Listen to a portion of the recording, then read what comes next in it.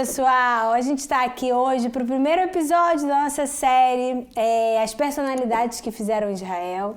A gente vai falar sobre algumas pessoas que foram muito importantes para a história desse país que a gente está aqui. Lembrando que eu sou a Moura Miriam, do Hebraico Simples. A gente tem cursos de hebraico fechados, então se você quer aprender hebraico, vem com a gente. Se você ainda não segue a gente nas redes sociais, siga, porque, enfim, os assuntos que a gente fala são hebraico principalmente, mas como vocês podem ver, hoje a gente vai falar muito mais sobre história, sobre Israel, sobre sionismo, a gente fala sobre o judaísmo também, as festividades, os hagim, ou seja, é um monte de coisa. E hoje vamos abrir essa série de podcasts falando sobre aquele que foi considerado o maior líder da história desse país, que é Ben-Gurion. O André é historiador, ele está aqui, a gente vai bater o papo e enfim, ele vai contar aqui sobre a vida dele, sobre as curiosidades da vida dele. Então, oi André, tudo bem? Oi, Moura Miriam, muito obrigado pelo convite mais uma vez e estamos aqui para conversar sobre David Ben-Gurion, né? Esse líder que foi tão decisivo para a formação do Estado de Israel e para a construção do Estado mesmo. Sim, era um líder muito corajoso, né? Muito com decisões muito importantes, muito definitivas para a gente receber o que a gente tem hoje, né? Enfim, para o Estado do jeito que a gente tem hoje. É muito interessante, né? Porque a história pessoal dele, que não começa aqui, né, na Terra de Israel, como a maioria dos líderes que criaram o país vieram principalmente da Europa Central, da Europa Oriental, e David Ben-Gurion nasceu na Polônia, né, numa cidade chamada Plonsk, não muito longe de Varsóvia, e já lá ele dizem que ele já era, né, um líder assim que ousado, né? Ele fazia coisas bem ousadas. Uma delas, aliás, que está ligado muito ao hebraico simples, é que ele desde pequeno ele aprendeu do avô dele a falar hebraico, né? O hebraico, claro, bíblico, né? Que era estudado nas sinagogas, nas escolas de Bíblia, e ele já decidiu, quando ele escutou sobre o sionismo, que ele ia falar hebraico, né? E ele saía pelas ruas falando hebraico, não queria falar o Yiddish, que era, né, o que era falado, né, dentro da sua casa, que era falado também fora de casa. Usava o polonês, claro, para contato com os poloneses, não os judeus, mas para ele tinha que se falar o hebraico. Então já de lá ele já começou... Né? Isso era bem revolucionário, a gente tem que explicar isso, né? Falar hebraico nessa época era completamente... era polêmico. Bastante polêmico. A gente está falando do final do século XIX, numa comunidade que era bem tradicionalista, né? Judeus religiosos, ortodoxos, né? Em grande parte, e de repente alguém começa a falar hebraico no dia a dia dele, né? E achar que o povo judeu não só que tinha que criar o seu Estado, também tinha que ter, né, o seu idioma de volta, né? Essa era a visão dele, não um idioma que ficaria só dentro das rezas, das sinagogas, né, e sairia disso. Então já lá ele começou a ser bem ousado, além de que lá ele também reuniu jovens e formou um movimento juvenil mesmo, né, que acabou sendo podemos dizer, a plataforma da onde ele se transformou, né, num líder, e de lá também foi o trampolim para ele chegar à terra de Israel, claro, em 1906, bem antes da criação do Estado de Israel. Então conta um pouquinho sobre essa época, assim, como é que as pessoas vinham para Israel, o que passou na cabeça delas de repente abandonar a vida na Polônia e vir para Israel? Qual era o contexto? Em qual contexto ele estava inserido? O contexto, na verdade, a gente tem historiadores que chamam, né, o século XIX do século mais revolucionário da história do povo judeu. E é muito interessante isso, por quê? Porque se a gente voltar, né, no início do século XIX, que foi pouco tempo depois da Revolução Francesa e também das conquistas de Napoleão, né? Foi a época das conquistas de Napoleão. A gente tem ali o judeu que vivia realmente separado da sociedade, ou quase que totalmente separado. Tinha contatos comerciais, mas muito pouco contato cultural, obviamente não contato social. E de repente o judeu começou a fazer parte, né, podemos dizer, da sociedade, ou achar que poderia fazer parte da sociedade. Em alguns lugares isso realmente aconteceu, em outros isso começou a acontecer depois as portas foram fechadas, né, o que se chamou a emancipação dos judeus, né, a saída dos judeus, e finalmente, né, teve lugares que os judeus queriam se emancipar, queriam sair e não se deixou que aquilo acontecesse. E isso foi principalmente pela questão nacionalista que surgiu na Europa. A Europa que, né, a gente também está falando, também houve uma revolução na Europa, né? A Europa não judaica, estou falando também da Europa em geral, que de reinos, de pequenos condados e tudo mais, de repente começaram a se formar as nações. E aí os judeus foram vistos como não parte dessas nações, não da França, não da Itália, não de parte da Alemanha. E aí os judeus, isso também aconteceu na Rússia, na Polônia, e aí os judeus descobriram que a resposta seria criar a sua nação, ou voltar, né, à sua terra, a terra dos seus antepassados. E David Ben Gurion não foi diferente disso, né? Assim como Theodor Herzl, né, o chamado pai do sionismo, Ben Gurion, que era, claro, mais jovem, que ele já foi influenciado pelas ideias de Theodor Herzl, mas ele entendeu também que para ter uma vida, podemos dizer, judaica plena, ele, né, deveria juntar duas ideologias, a gente pode dizer isso. Uma que era criar um Estado judeu e a outra que ele também foi influenciado, que era o socialismo, né? Ele também foi influenciado muito por uma vida socialista e também está muito claro nisso, né? Um judeu que buscava, no caso dele, uma sociedade mais justa na visão dele, né? Porque, claro, ele via que era uma sociedade que não aceitava o outro, que tinha diferenças sociais. Então, Ben Gurion foi influenciado por tudo isso. Daí que ele começa o seu, né, vamos chamar o seu ponto de partida, que vai em 1906 levar ele, né, até a terra de Israel, na época que era mais conhecida como Palestina, né, era chamada região de Palestina, ainda na época do Império Otomano, do Império Turco. É isso, aí ele chegou aqui e estava tudo construído já, né? Tinham tudo as pronto, cidades, tudo pronto. Já dava todo tinha até um aeroporto que já tinha o nome dele, não. A gente tá aqui brincando. Ele chega aqui numa época que, na verdade, nós tínhamos aqui, né, muito pouco ainda desenvolvimento, né? A gente tinha podemos dizer que a terra de Israel, a Palestina, era a periferia do Império Otomano, que já estava em crise também, era o Império Turco, que já tinha uma crise muito grande. Ele chega aqui, mas ele chega com essa ideia mesmo de desenvolver algo novo. Claro que ele não é uma ideia que ele faz sozinho, ele se encontra, né? Porque ele é um jovem ainda, né? Alguém bem jovem que é influenciado por pensadores mais velhos, né, que ele aliás sempre quis citar, né, pessoas como Borohov, como Katznel, são pessoas que ele quis... os sionistas podemos chamar, né, clássicos que influenciaram ele também. E ele até, que é uma coisa que a gente vai ver que vai se repetir muito na vida dele, ele vai ser muito pragmático. Ele vai pegar essas ideias e como... Então. E aí ele faz parte daqueles jovens que chegam aqui e acreditam que tem que, vamos dizer, botar a mão na massa. Significa ir trabalhar a terra mesmo, plantar, estudar agricultura, indústria, e ele acredita mesmo que, né, o povo judeu tem que se estabelecer na sua terra, e para criar um Estado, realmente não tem que terceirizar o trabalho, não tem que terceirizar, quer dizer, também tem que se desconectar daquela visão que o judeu só é ou comerciante ou fica estudando na sinagoga. É o novo judeu, né? Ele se enquadra nesse conceito do novo judeu, que trabalha a terra e que vai construir tudo isso aqui. Não só que ele se enquadra, eu acho que ele é um dos que constroem o quadro, né, para todo mundo entrar. Mas é isso mesmo, são jovens que vêm realmente já, né, como eu falei, é um judeu operário, é um judeu agricultor. E aí também é a época que se criam, né, aquelas comunidades socialistas que... a primeira se chamou Degania em 1910, né, mas depois vai virar o Kibbutz, né, que Ben Gurion foi né, dos seus idealizadores, apesar que ele não morou muito tempo em kibbutz. Teve uma parte, a gente pode falar depois, uma parte da vida dele interessante, que ele foi morar num kibbutz, mas ele, sim, claro, se transformou já num líder, né, desses movimentos aqui. Ele chega também a passar uma época na Europa e também nos Estados Unidos, buscando levar essa mensagem também, mas ele aqui, né, ele tem uma atuação já como jovem, como um líder jovem que tem influência muito grande. E qual é o momento assim que ele se sobressai e vira o grande líder?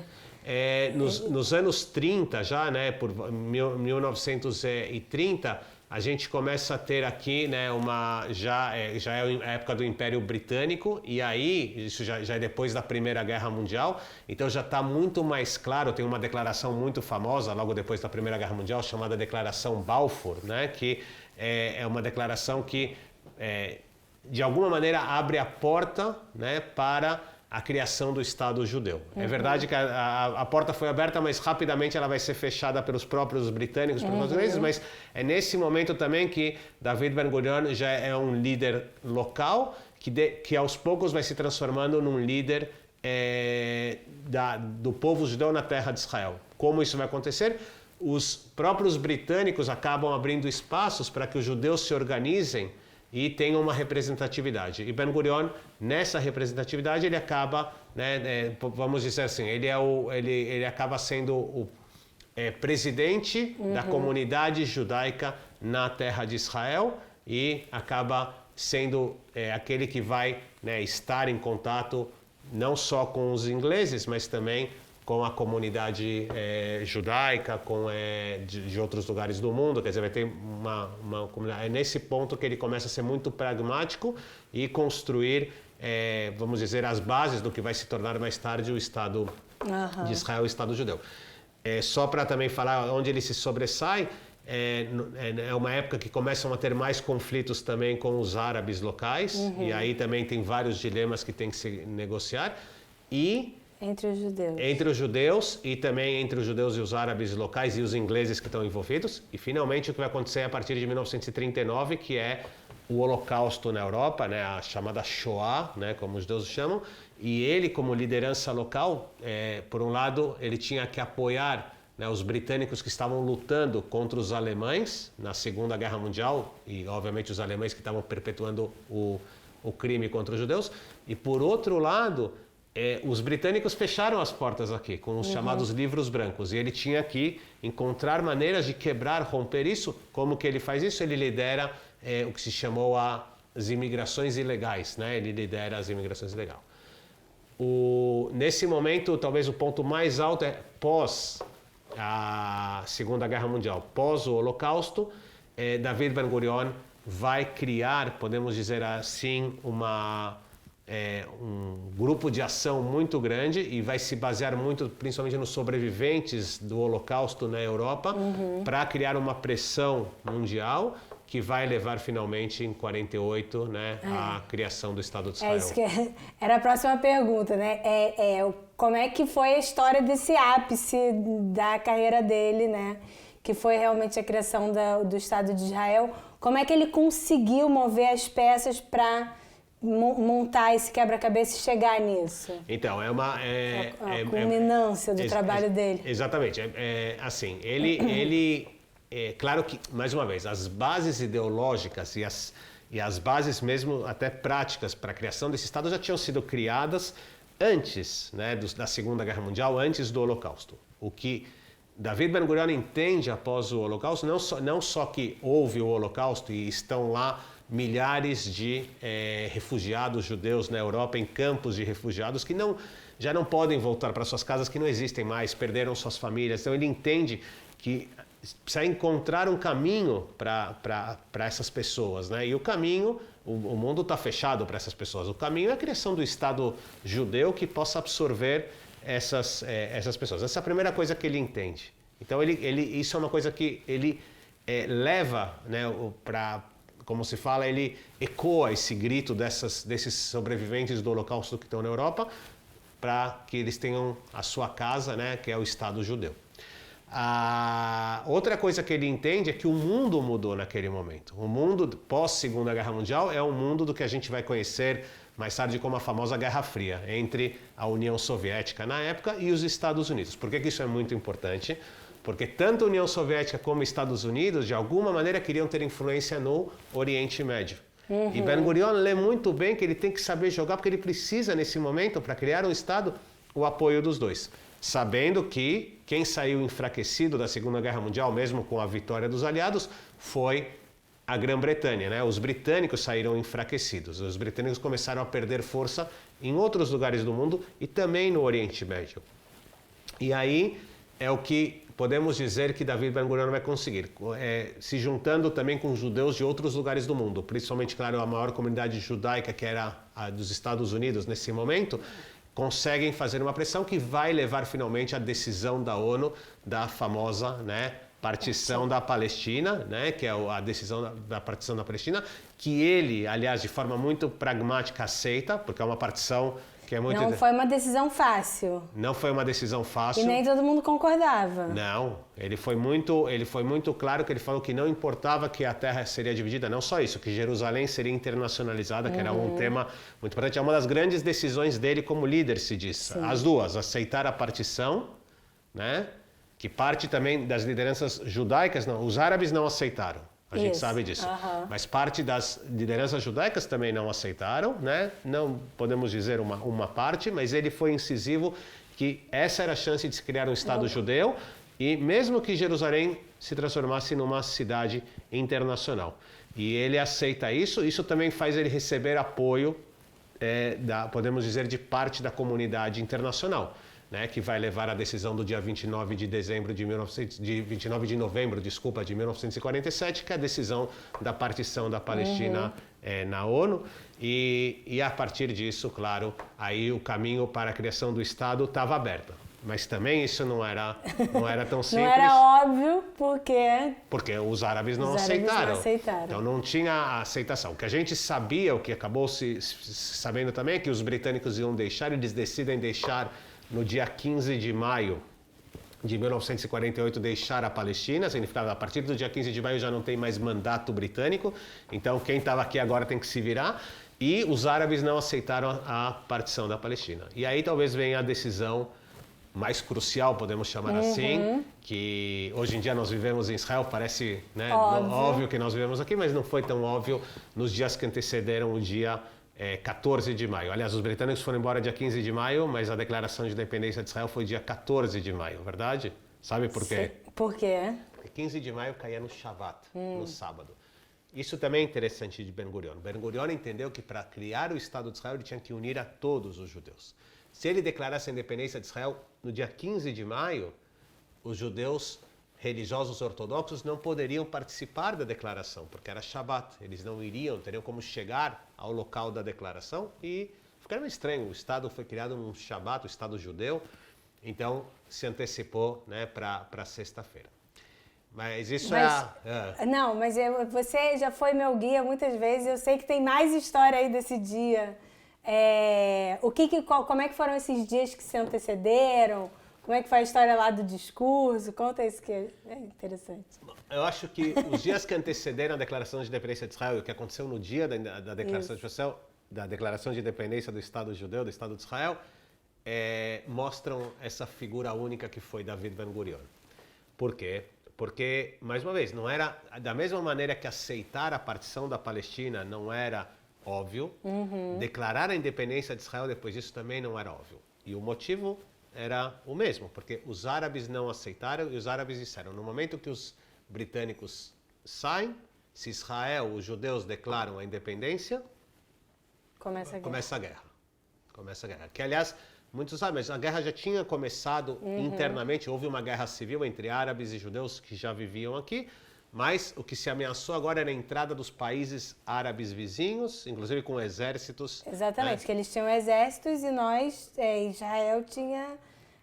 não era um exército nacional, eram forças paramilitares, né? Eram forças paramilitares que tiveram que se unir para formar, né, se unir em termos de como combater nessa primeira fase da guerra, que era uma guerra interna. E muitos sobreviventes do Holocausto. Que chegavam e iam lutar. Isso aconteceu mais na segunda fase da guerra, que é quando entraram, que é exatamente isso. O que aconteceu aqui foi assim. Primeiro, houve pressão muito grande, principalmente dos Estados Unidos, no início, para não se declarar a independência de Israel, por causa da invasão dos países árabes e por outros interesses também, obviamente, ligados a questões econômicas, políticas, que nos Estados Unidos, nesse momento, era estava contra. Então também teve que ter um trabalho muito grande de bastidores diplomático com os Estados Unidos, que como você vai declarar um Estado, né, judeu sem o apoio de uma das grandes potências do mundo.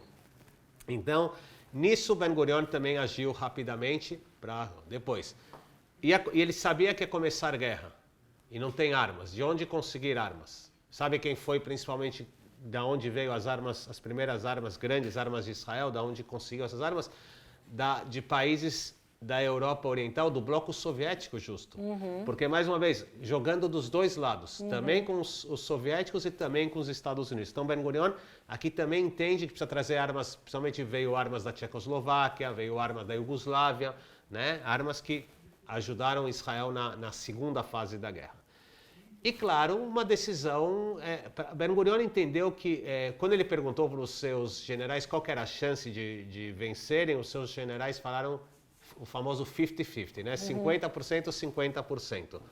50-50 é inglês, né? Não é hebraico, mas a gente brinca 50-50. E ele falou, se eu tenho 50% de chance de vencer, eu vou.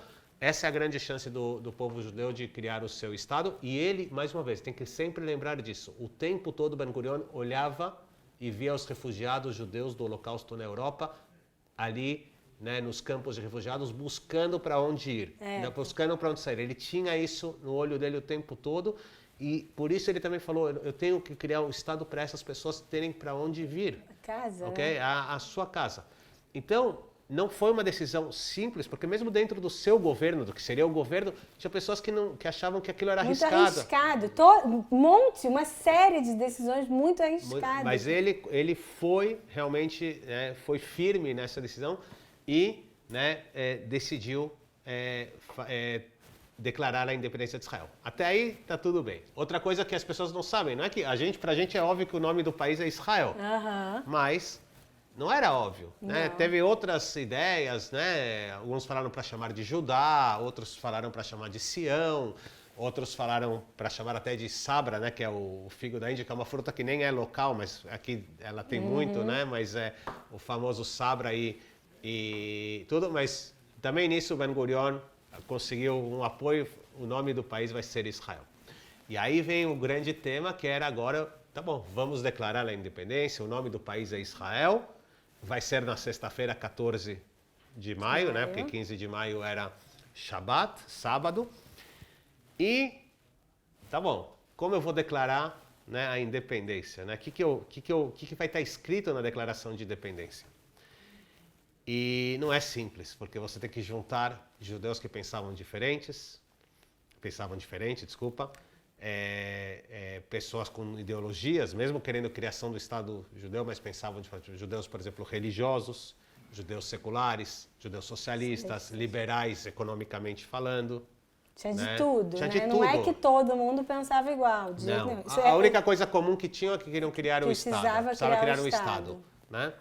E aí ele tem que escrever uma declaração... Que todo mundo... Então levou quase 3 dias para até chegar em tudo, né, que teria que estar escrito ali. E só realmente, né, no dia 13 de maio, à noite, que se chegou numa definição do texto. O texto foi para datilografar, para quem não sabe datilografar, hoje em dia se fala no computador, é digitar, né? Digitar, né? Uma época era a máquina de datilografia, se mandou, e aí o secretário, né, de David Ben Gurion levou isso lá para o seu escritório, e ele e a secretária foram lá datilografar tudo, arrumaram o texto, tudo para ser lido no dia, e realmente no dia 14 de maio, às 4 horas da tarde, David Ben Gurion chegou para declarar a independência de Israel em Tel Aviv. Jerusalém estava sitiada, então Tel Aviv era o grande centro, né, judeu fora de Jerusalém, e ele chega para declarar a independência. Só que o que não chegou ainda foi a própria declaração, o papel, né? E aí, como a gente sabe, o seu secretário teve que pegar um táxi, não tinha táxi na rua, porque todo mundo queria escutar a declaração. Não tinha ninguém na rua. O povo estava eufórico, então, né? E aí passou um jovem com um carro emprestado, correndo, conseguiu parar ele para dar carona, só que teve uma questão, o que aconteceu? a polícia parou no caminho o carro, levando a declaração de independência na mão.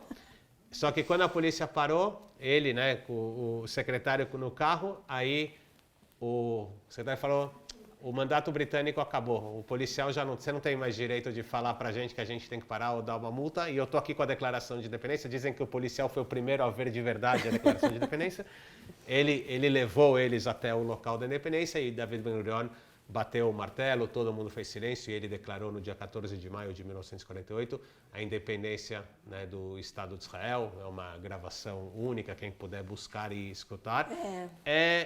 Parece que esse era o grande momento de David Ben-Gurion, mas ele ainda fez muito, viu? Ele ainda fez muito depois. Ele foi o primeiro-ministro de Israel, né, por muitos anos depois. Aliás, ele tem duas decisões que aconteceram logo depois da declaração de independência de Israel que são muito importantes em Israel até os dias de hoje. A primeira delas foi a criação do Exército de Israel, do Exército de Defesa de Israel, que acabou unindo todas essas o que nós chamamos, né, de grupos paramilitares que lutaram antes da criação do Estado, agora eram um exército já organizado, já formado, claro, nos seus primórdios. Aí chegaram sobreviventes do Holocausto que foram diretos, né, foram chamados para lutar, né, na frente, realmente sobreviveram ao Holocausto e parte deles caíram lutando aqui, mas a decisão de criar um exército foi muito importante, essa é a primeira delas. A outra decisão que foi muito importante é que David Ben-Gurion já marcou as eleições, ele liderou que as eleições fossem marcadas já para o início de 1949, quer dizer, o país seria democrático, mesmo ele com toda a sua liderança, haveria eleições, né, e seria o parlamentarismo se decide que vai ser um sistema parlamentar como ele é até hoje em dia, né? Então essa é uma outra decisão muito importante de David Ben-Gurion. E é claro, né, Israel não tem constituição até hoje, mas também fez com que, né, houvesse um trabalho para estipular exatamente quais seriam as leis, como as leis básicas, as leis de estruturação. Então o país, ele né, já no primeiro ano mesmo de criação do Estado, e lembrando que a guerra vai até 49, lembrem disso, não é que a guerra acabou, teve declaração de independência, não, teve guerra. Teve guerra logo em seguida. Teve guerra o tempo todo. Aliás, outra decisão de David Ben-Gurion que a gente não pode esquecer é que mesmo com a decisão da ONU, da partição, que fazia com que Jerusalém fosse uma cidade internacional, David Ben-Gurion acabou, como os árabes não aceitaram a partição, David Ben-Gurion acabou decidindo que Jerusalém seria a capital de Israel. Isso também é algo muito importante.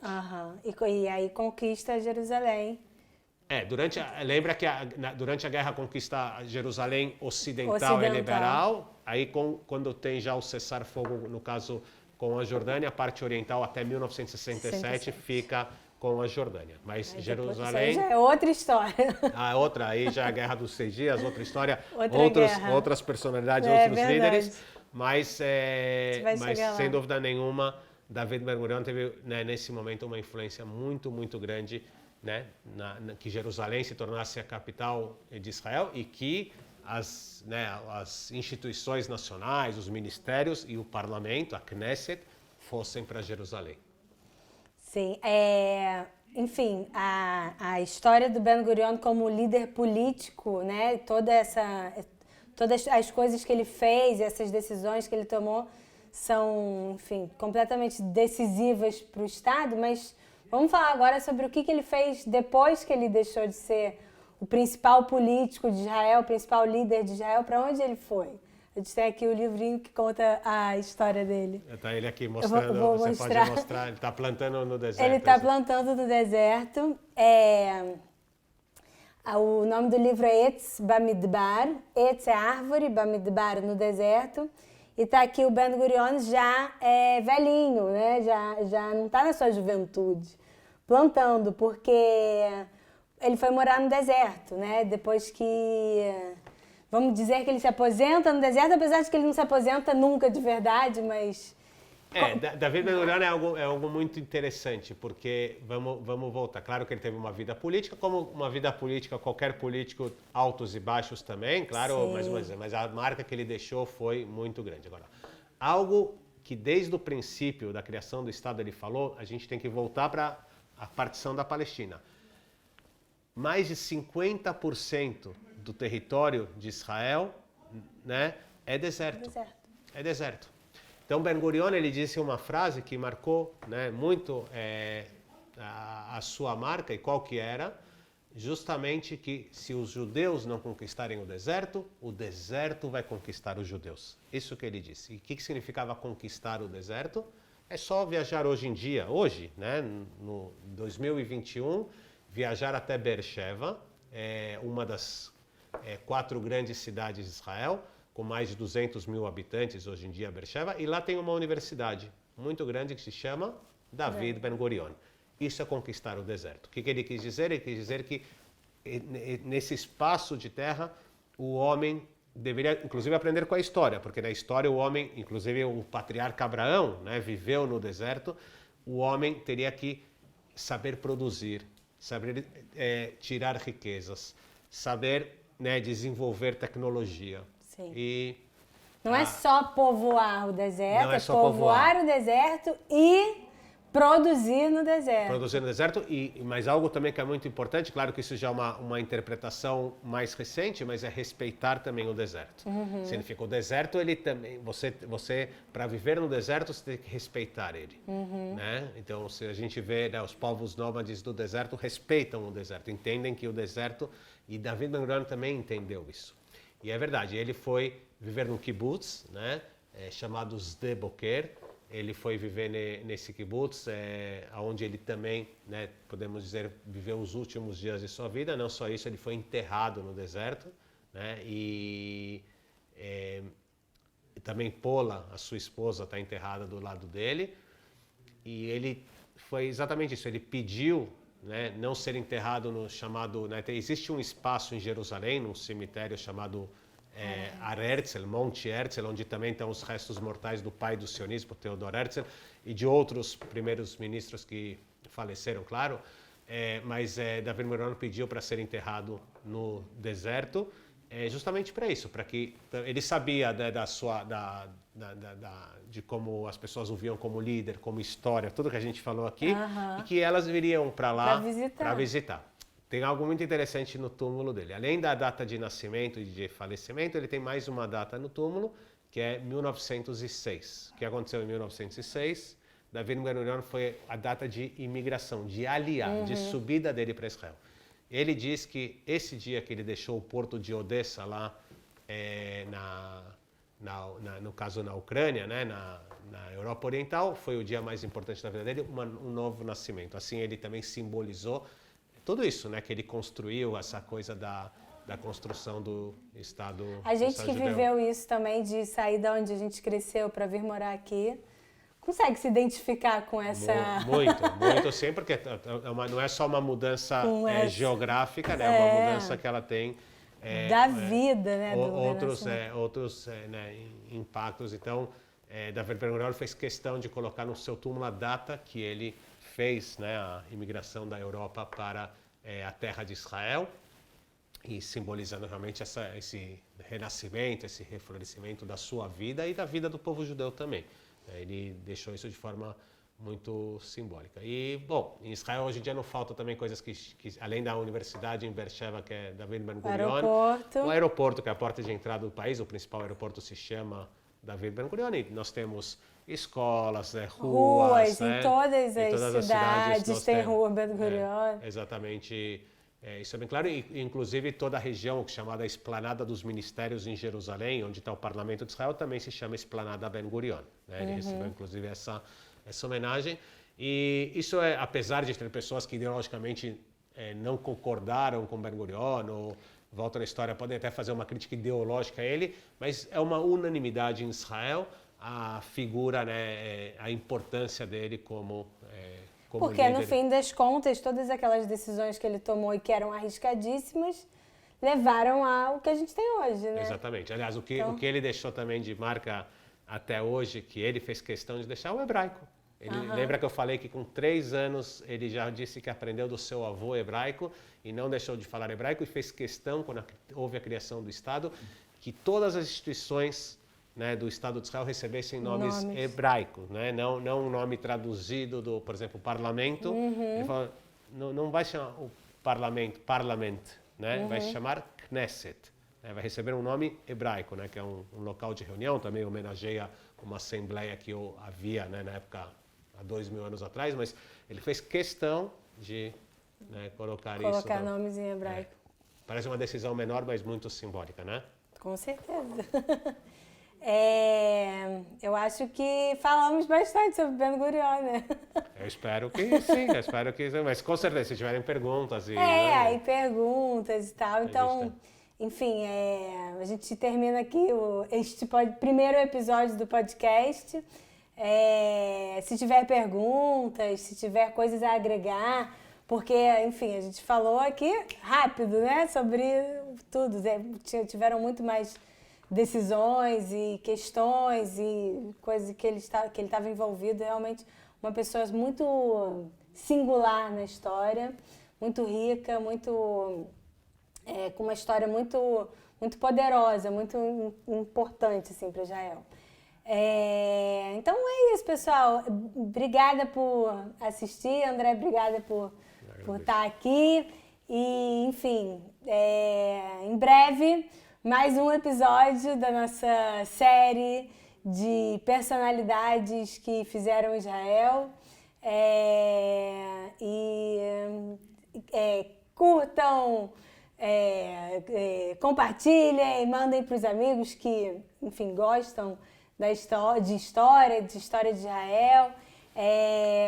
E é isso aí, pessoal. Tchau. Letra O.